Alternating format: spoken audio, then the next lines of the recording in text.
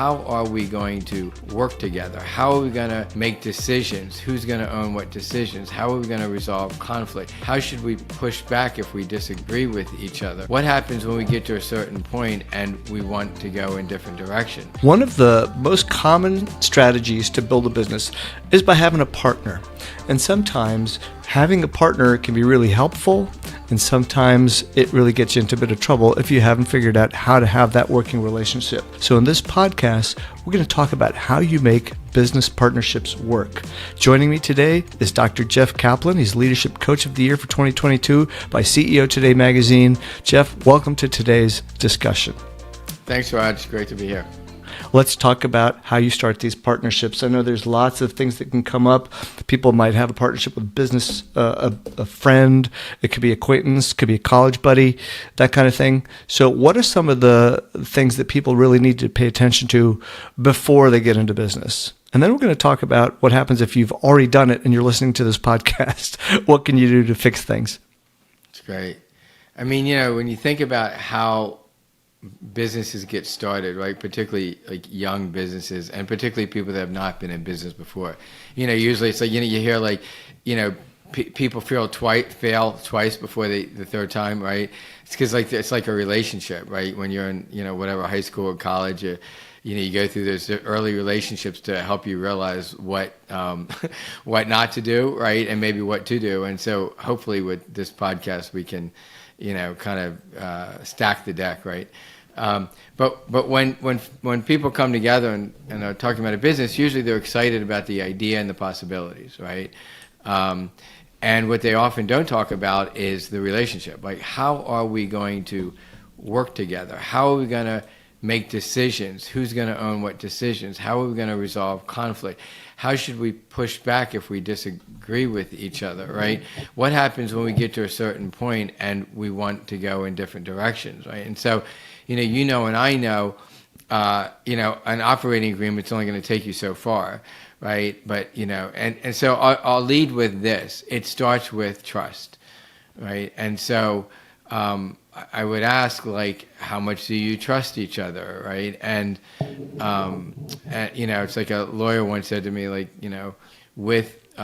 without trust, no legal agreement is going to necessarily keep you from court, kind of thing. And with trust, you almost don't need it. You do need it, but you know what I mean? Yeah. Right. Yeah.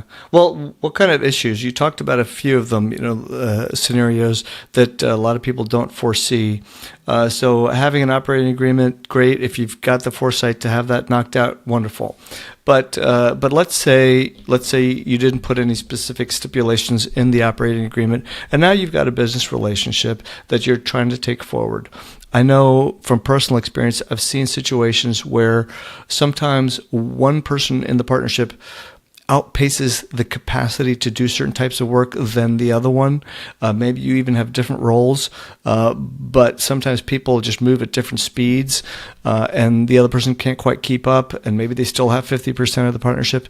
How do you have these dialogues when one person is just doing more work than the other person?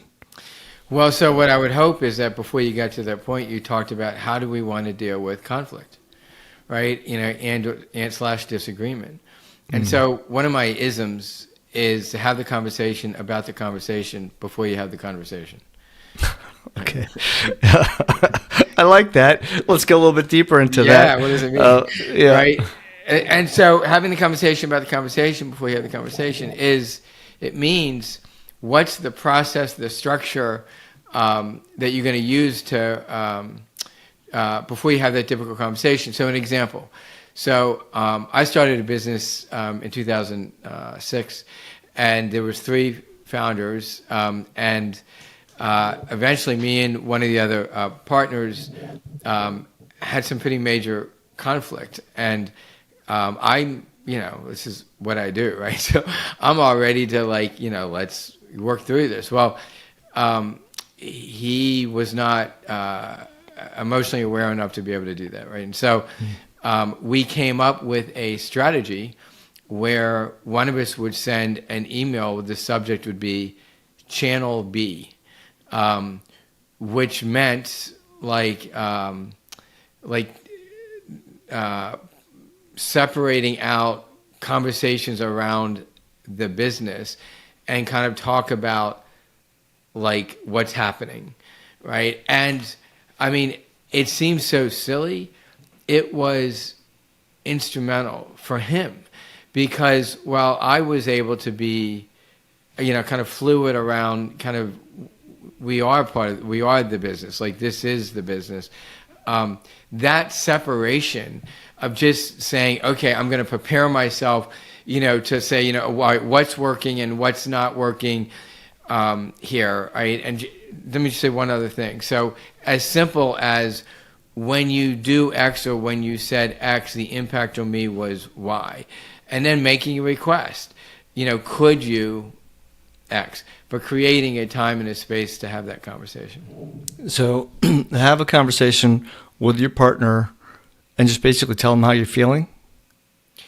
It's what you're thinking, what you're feeling, and it can start there. But so here's what I say about conflict or disagreement, right? So using your example, one person's accelerating and the other person seems to be kind of stuck, right? One possibility that obviously comes to mind is like, maybe this person is, the person that's stuck is kind of like they're on the wrong role, right? They're, when you're starting a business, like everybody's doing everything. But at the end of the day, we have certain capabilities, right? And so I would say early on, have a conversation specifically that says, what do we want to do when roles and responsibilities are no longer working? Because if we are successful, whatever we have now that's working, what's going to be needed is going to change, and we may or we may not individually and collectively have that confidence.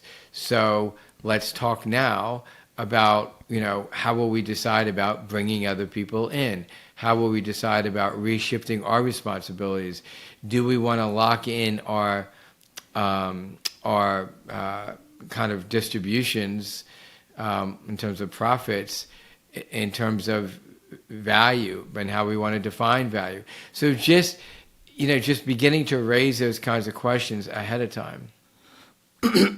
One of the things, one of the mistakes I see small business make very frequently is they hand out titles a little bit too freely, especially at the very young stages. So, for example, if you have somebody who is managing marketing and you make them VP of marketing or chief marketing officer, and they're really just kind of, at a true corporate sense, they might even be like a lower level manager or something, but now they've got this big title. And as your company grows, they haven't really had the experience to be able to blossom into what a true VP of marketing might need to do. And you need to bring somebody like that in. Well, now you've already capped out the title. That's right. So until you shift that person's title to something, I hate to say it, something a little bit lower, then bringing someone on at the level that you actually need is going to be pretty hard. So what I strongly recommend to startups is be very conservative with the titles. If you need to give somebody a title like a manager, but maybe they want to be a little bit higher, call them a director, because you can have multiple directors. You can then hire a senior director. You can but make them a director. Don't make them a VP. Don't make them a chief something or other. That's dangerous. Yeah, entrepreneur, so there's businesses today that, like, they don't have titles. And there's a different philosophy about that, right? Like, I think, particularly as you get larger, I think titles are helpful because they help other people. They provide a frame of reference for other people to have a sense of what you do, and it, quite frankly, it does spell out certain authority around decision making. One of the things that often goes very wrong in new businesses and, quite frankly, established ones is decision making. Well, whose decision is this?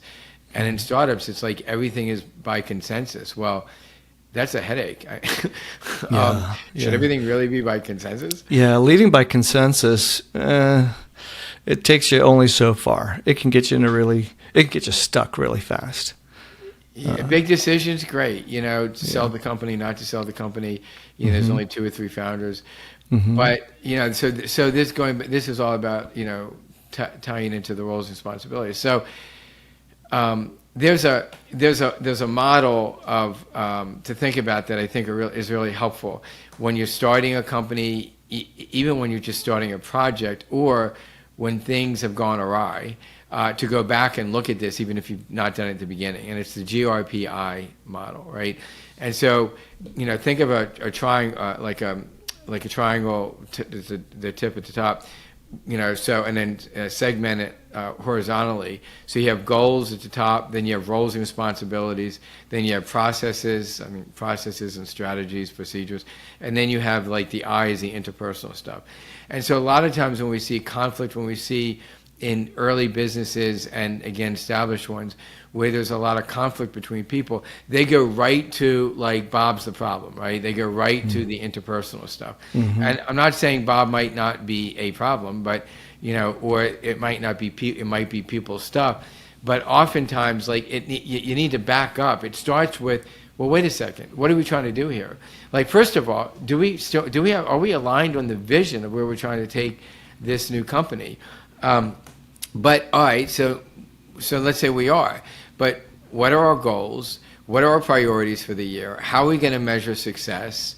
Right? How are we going to define it? Right? And then once you've established what the goals are, and then you make sure that there's alignment on that, then you look at roles and responsibilities. Okay, well, who owns what? Right? Okay, so you talked about marketing, Raj. So all right, so if you're going to own marketing right now, then we might decide that everybody should have input into marketing and branding, but you own marketing. So at the end of the day, the final decision is yours. So we give you input, but then you have the authority to roll that out. So making sure, and this is quite frankly, Raj, this is where I see a lot of the issues in companies is like they have ill-defined roles and responsibilities, particularly today. And just to finish this up, then the next thing is how processes and strategies. For example, how are we going to make decisions, right? How are we going to, what process, what procedures are we going to use, not just for decision making, but for growing the company, that kind of thing. And then finally is the interpersonal stuff. So there's clearly a lot that can happen inside this business relationship. I mean, it's not just stuff that maybe one's capacity is limited. It could be just some stuff going on in that other person's life, And so to your point about operating agreements, let's say one of your partners is having a domestic issue. Maybe they're getting divorced. Maybe their spouse got a job somewhere else and they need to move as a family. And so that leaves you to kind of like figure out what happens next.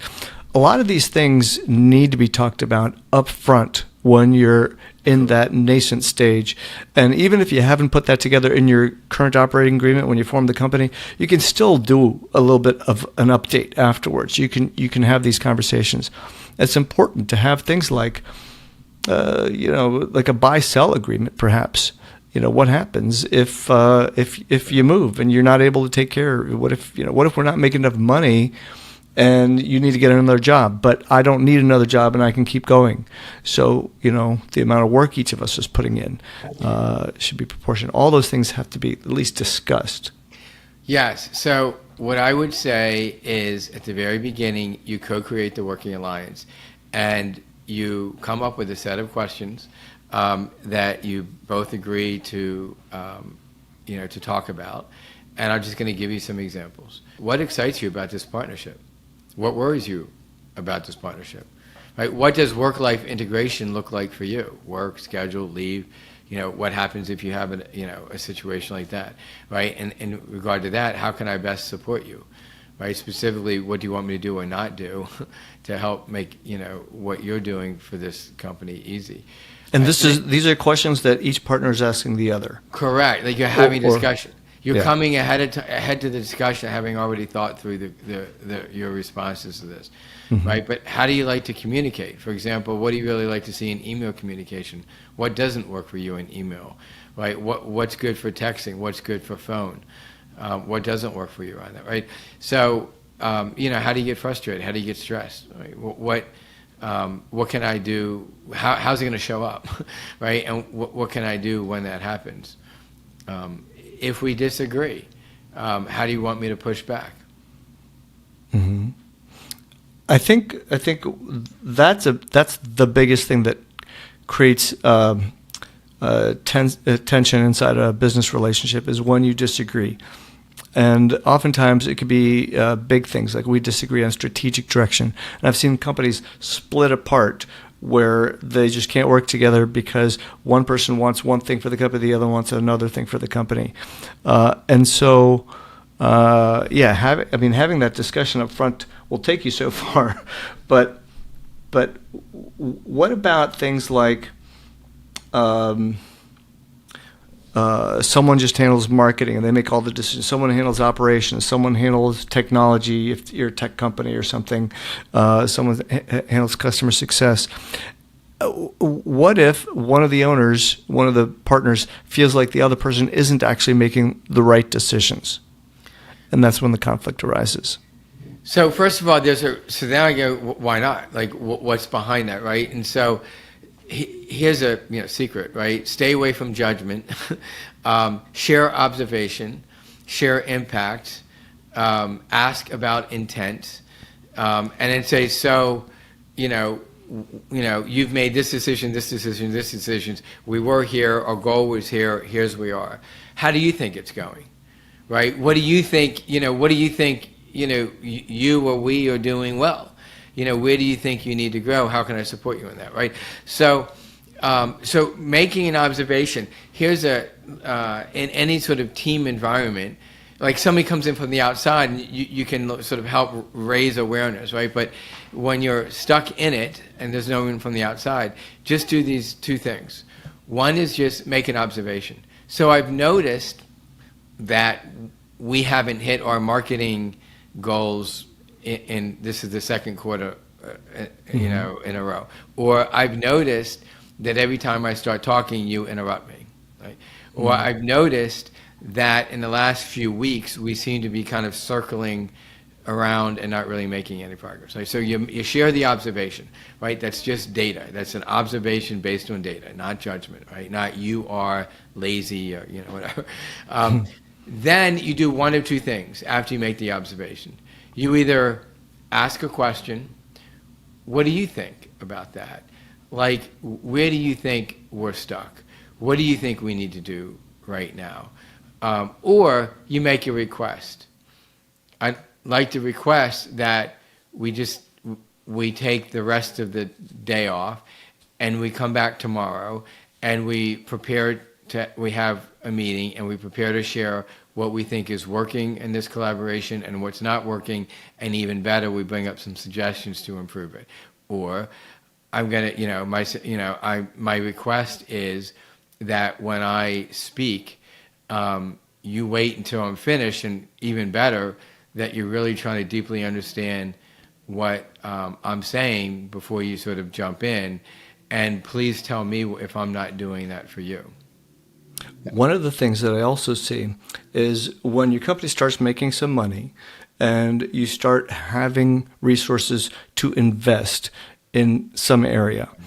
And so how do you decide, because this sometimes might feel like a consensus decision, but honestly, it really shouldn't be.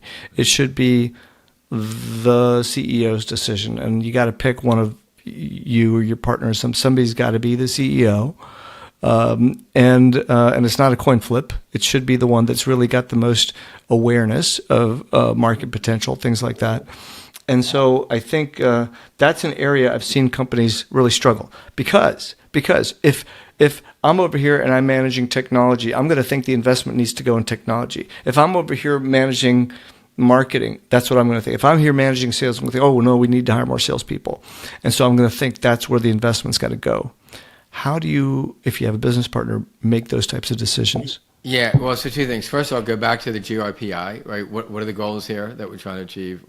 Whose responsibility is this, right? What processes do we agree that we're going to use? And then the interpersonal stuff.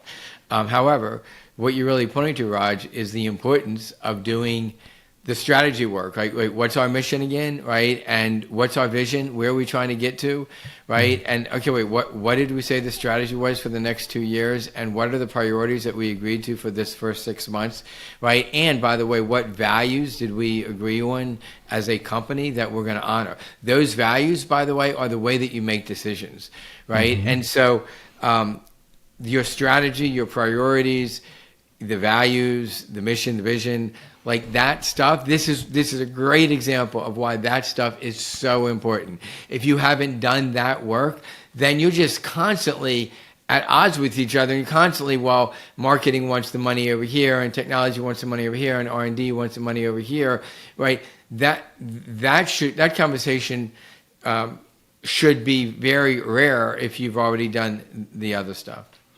So it's also something in your business planning session. I think it's certainly worth an exercise because if you're designing your business plan, basically a business plan is a roadmap. Here's what we're going to do in the next 6 months, 12 months.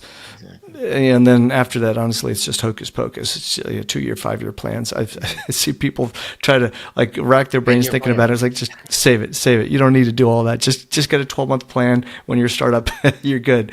And so when it comes to building that roadmap, knowing ahead of time and discussing what you will invest in as you get the cash flow ahead of time, I think is pretty critical. And some of that really stems from where you can make the most money. It is a business. It's not a hobby. And I've found that sometimes when I remember one time my team came to me and said, we need $200,000. It's like, 200,000 is a lot of money, guys. What do we need this for? And so they said, well, we need to invest in this software to help do X, Y, Z. It was like some special tools to blast our emails out at like just amazingly fast speeds. And so we looked at it. I was thinking, am I really going to get that ROI back, $200,000, or would I be better off spending it somewhere else? And what ended up happening was they convinced me that we really need to invest in the technology because that $200,000 investment would actually save me $500,000 in hiring staff to do effectively similar work. The technology would accelerate that. So I looked at that as a cost reduction measure by investing $200K, as opposed to, if I invest this, I'm going to make money. So I think there's lots of ways to look at it, but to me, it comes down to the money. Follow where the money's going to go. Save it. Right. Save it. Well, so there are all kinds of things you just raised, which I think are worth addressing. So, one is oftentimes, Raj, like people come with a solution looking for a problem, right? Some salesperson convinced them of the latest and greatest, and it sounds exciting, right? That happens so often. Exactly, right? And so what you did as CEO is you're like, okay, let's get clear. What's the problem to solve? What are the different ways to solve it, right? Let's weigh out the pros and cons. What's the cost if we do, not just the money, but what's the cost? And are there more efficient, more effective, more cost-effective ways of solving it? Exactly. Mm-hmm. The other thing, another thing that you pointed out that I want to give some light to, is it's not about you. We are in service to the company. The company isn't there to serve you, right? And so stay focused on the greater good, right? The mission. That's what we're all here to do. So get out of your little, but what about me space, and remind yourself what the purpose of this company is, and then, put the clients in the center, put the mission in the center, and put you off to the side. Yeah, I think that's a good reminder because far too often we lose our way and the disputes end up becoming more about us than it is about the greater good, about the company. Jeff, thank you very much for this insightful conversation. I hope anybody who is starting a business, who is running a business, who has a business partner, gets a little bit out of it. Just one small other note. Sometimes you're in partnership with a family member. I built my first two companies actually built with my brother, who is an absolute technological genius. And so we had very separated roles, where he took care of the technology and I didn't mess with him. He made those decisions. And then I did the marketing and the operations of the company. And so that was a pretty good thing too. But it is sometimes hard working with a family member. And so I'll tell you one thing I always used to say is that we both report to the same mom and dad. And so we got to make it work out. That's yeah. nice. That's great. Yeah, and we did. It's not like we didn't have any conflicts. We did. Sometimes we were just bashing our heads. No way! I can't believe you want to do it this way. What are you spending money on this for? But we've resolved it. Yeah. So I talked about roles and responsibilities. The reasons that, and maybe future topic, right, for one of our podcasts. The reasons that family-run businesses can be difficult is there's already an inherent role that exists. So now you have multiple relationships, right? Like we are not only whatever CEO and COO, we are brother and sister or whatever it is. And one relationship is there permanently, unless like it's a spouse and you divorce. Yeah, and I know several. Yeah, I do see that, and I know that if you argue too much and you've got your feet just completely nailed to the ground without any flexibility, it will rip apart your relationship. It could rip apart your family. It's like it's sad. One thing, Jeff, that you said was interesting, and that is you've already got a relationship going, especially if you're siblings. One could be older, one could be younger. So there's already a dynamic that's already happened throughout your entire life. And if, for example, the younger one is actually a stronger CEO, that might be a little bit challenging for the older one to take that step back. I have seen that work really, really well.